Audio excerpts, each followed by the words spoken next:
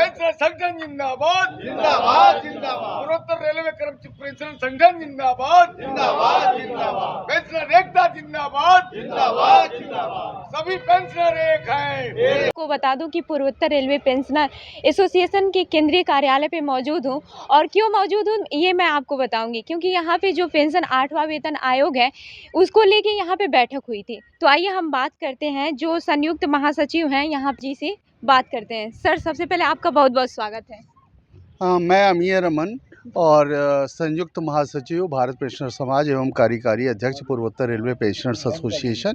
यहाँ पे अभी हम लोगों ने एक बैठक की। बैठक में भारत सरकार के द्वारा अभी पेंशनर्स के विरोध से संबंधित एक अध्यादेश पारित हुआ है। उस अध्यादेश में ये कहा गया है कि सरकार ने अपने हाथ में ये अधिकार प्राप्त कर लिया है कि सेवानिवृत्ति तिथि के आधार पर वो पेंशनरों के बीच में भेदभाव कर सकती है। वास्तव में ये एक हमारे संवैधानिक अधिकार का हनन है, इक्वालिटी बिफोर लॉ का सरासर उल्लंघन है। तो इसी के विरोध में हम लोगों ने यहाँ पे बैठक की और हम सब लोगों ने मिल के ये तय किया कि हम लोग ट्विटर, सोशल मीडिया के अन्य विधा जैसे फेसबुक है और सब चीज़ धरना प्रदर्शन वगैरह के माध्यम से इसका हम विरोध करेंगे। Thank you. आज हम लोग पूर्वोत्तर रेलवे द्वारा जो आयोजित किया गया था, संयुक्त रूप से राज्य सरकार और केंद्र सरकार से संबंधित एक यूनियन के रूप में संयुक्त मोर्चा, उसकी एक बैठक हुई, जिसमें हम लोग 8वें वेतन आयोग में जो पेंशनरों के साथ भेद किया जा रहा है उसका हम लोगों ने विरोध जताया कि पेंशनरों के साथ किसी भी प्रकार का विरोध है यह न हो। सर, आपने भेद बोला तो कैसा भेद किया जा रहा है? वह जो है 1/1/2026 से जो पहले रिटायर हुए हैं उनको जो है किसी भी प्रकार का 8वें वेतन आयोग का लाभ नहीं दिया जाएगा, और 1/1/2026 के बाद जो रिटायर होंगे या 1/1/2026 से जो रिटायर होंगे उनको उसका लाभ दिया जाएगा 8वें वेतन आयोग का। इसी का हम लोगों ने विरोध किया है कि नहीं, सभी पेंशनरों को जिस प्रकार से पूर्व की वेतन आयोगों में दिया गया है उसी प्रकार से हम लोगों को भी 8वें वेतन आयोग में भी दिया जाए। इसी का हम लोगों ने जो है आज एक मीटिंग किया और शासन स्तर तक जनाने का जो है हम लोग प्रयास करेंगे। तो सर, शासन स्तर तक जाएंगे तो कैसे, कोई धरना प्रदर्शन करेंगे या फिर अन्य चीज़ें? इसके लिए हमारी अगली रणनीति जो है बाद में तय की जाएगी। जैसा जो है संयुक्त मोर्चा जो गठन किया गया है उसके जो संयोजक हैं जो निर्देश देंगे उसके लिए अगला कार्यक्रम हम लोग निर्धारित करेंगे। भारत सरकार के काले कानून जो 25 मार्च को वित्त मंत्री निर्मला सीतारमण द्वारा संसद में पारित कराया गया, उसके विरोध में केंद्रीय एवं उत्तर प्रदेश राज्य सरकार के समस्त पेंशनर साथी आज हम लोग एकजुट होके एक संयुक्त संघर्ष समिति का निर्माण किया गया है, ताकि आगे की लड़ाई इस सरकार के खिलाफ हम लोग मजबूती के साथ लड़ सकें और वो काले कानून को वापस करने के लिए हम लोग उचित दबाव बना सकें। इसीलिए आज हम लोग सब लोग एकत्रित हैं। धन्यवाद। सर, आप मैं मुन्नी लाल गुप्ता, मैं महामंत्री पूर्वोत्तर रेलवे पेंशन एसोसिएशन। हाँ, जो केंद्र सरकार के द्वारा सेवानिवृत्ति तिथि के आधार पे 8वें वेतन आयोग से वंचित करने का काम किया गया है, उसकी लड़ाई को हम लोग केंद्रीय विभाग के, राज्य सरकार के जितने पेंशनर हैं उनको संयुक्त रूप से लड़ने का काम किया गया है। और आज की बैठक में ये तय हुआ कि हम कर्मचारियों की कोई केवल एक ही जात है कि हम पेंशनर हैं। जी सर, आप बहुत लंबी चौड़ी कुंडली। हाँ, ये कुंडली जी ये हम शासन से इसके माध्यम से ये मांग करते हैं कि पेंशनरों की जो समस्याएं हैं उसको जल्द से जल्द दूर करें और 8वां जो वेतन आयोग बन रहा उसमें पेंशनरों की भी लाभ उसमें दिया जाए। सर, ये लाभ तो दिया जाए, लेकिन ये लंबी चौड़ी जो कुंडली मुझे एक बार नीचे करके।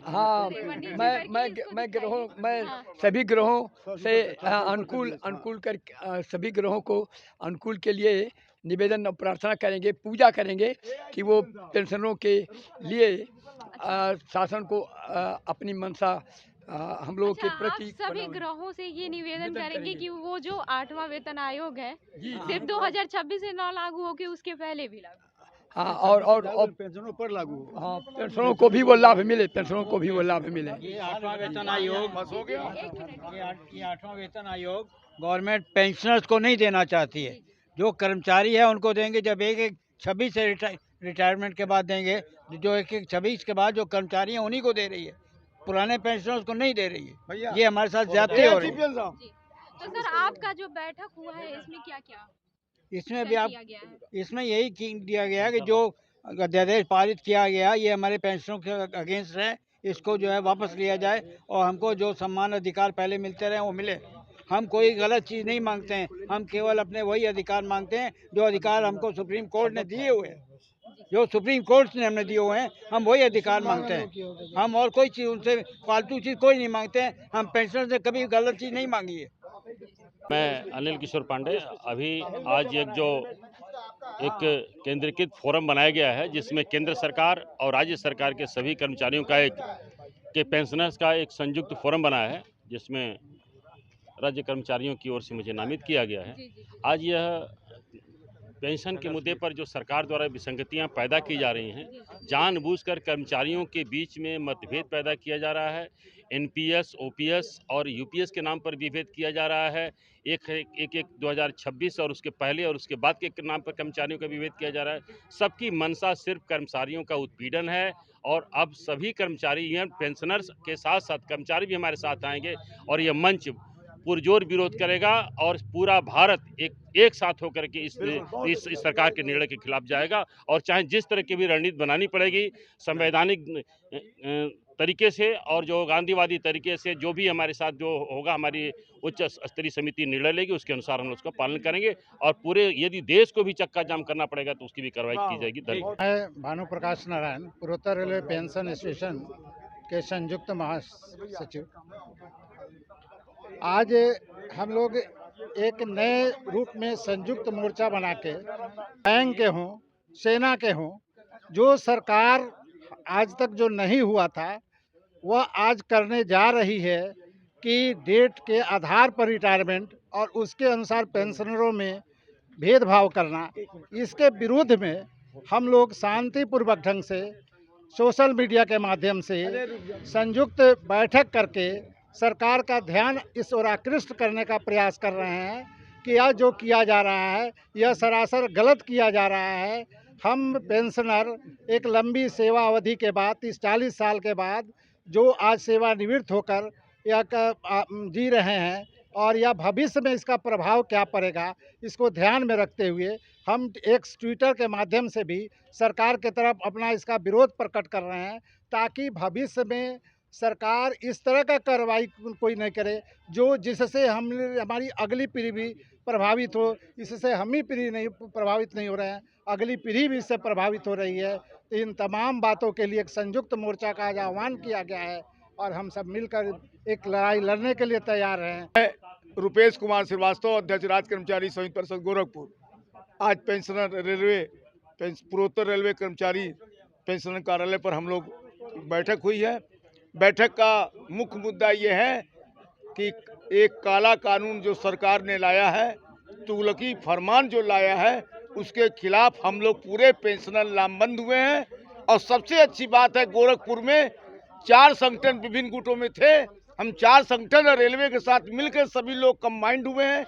यानी लड़ाई में हम सब एक साथ मिलकर लड़ेंगे और आगामी 22 तारीख को धरना प्रदर्शन जिलाधिकारी कार्यालय का धरना स्थल, चूंकि रानी लक्ष्मीबाई पार्क है, पार्क पर होगा और विरोध करके हम लोग इसका आगाज दूर करेंगे।